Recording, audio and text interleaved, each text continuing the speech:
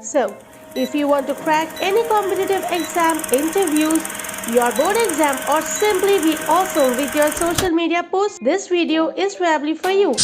These are the common confusion that leads to unsuccessful attempts, and let's understand them one by one.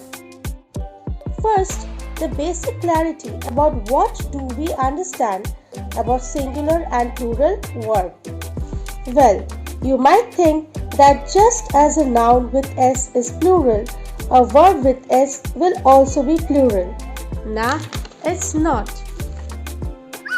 Of course, dogs is a plural noun, but walks is a singular verb because the rule says noun plus S or ES is equal to plural noun and vice versa, and the base verb plus S or ES is equal to singular verb and vice versa. Trust me, if you remember this basic thing, half of your confusions would get resolved. Now, point number 2 says a singular subject takes a singular verb.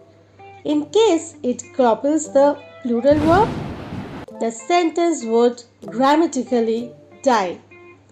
Let's see the nuances.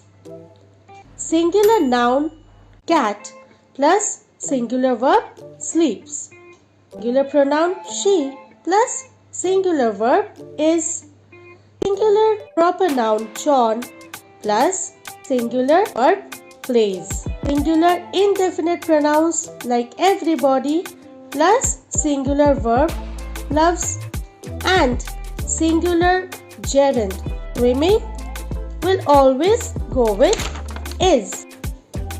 Gerunds singular. In case you forgot what a gerund, refer to this video. I have pinned the link in the first comment. Subscribe to get notified about all such videos. And point number 3 is just the opposite. If you feed the plural subject with a singular verb, again the sentence would rest in peace. And here is how this rule works. Therefore, remember the dog walks. Singular noun plus singular verb, and the dogs walk. Plural noun plus plural verb. Alright? Now it's time to deal with compound subjects. When two or more nouns are joined by the conjunction and, there are few different ways to deal with it. First, when the subject consists of two or more nouns or pronouns joined by and, always use the plural verb without any doubt. Like simple living and high thinking are two different nouns joined with and is the subject of the sentence. So use plural verb are. Similar with he and I. But then there is an exception. When a compound subject such as bread and butter refers to a single item, concept or entity, it is treated as a singular subject, and the verb accompanying such compound subjects should also be singular. In the example, the director and producer of the movie is the same person, so the following verb is was, and bread and butter refers to a single dish, so it should be is. Now, there is something to be taken care of. When we use the definite article the just once and at the beginning of the first noun, it has to be considered as referring to the same thing or person. But in case it's like the second sentence where the is used before each noun, understand it's referring to two individual person or things.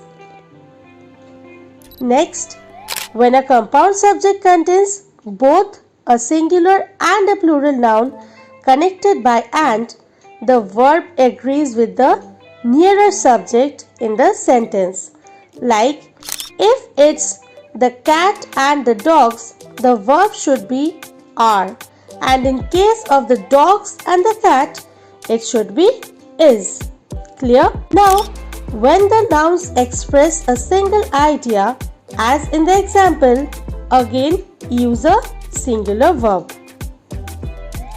While talking about options or choices, using or nor, the verb has to agree with the subject closer to it.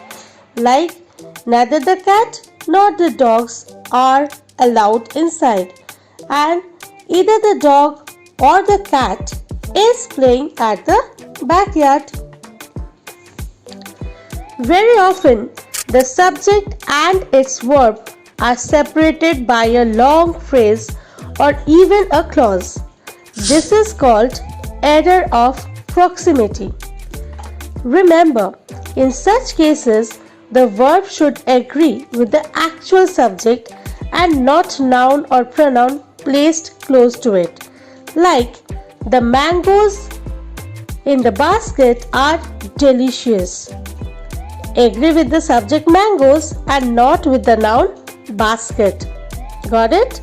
Or the strong bond of affection between the two cousins was obvious. Here we are talking about the bond, not affection or the cousins. So the verb is singular was. And hooray! You are already halfway to master subject-verb agreement. Subscribe and watch the next episode to ensure sentences are never wrong again.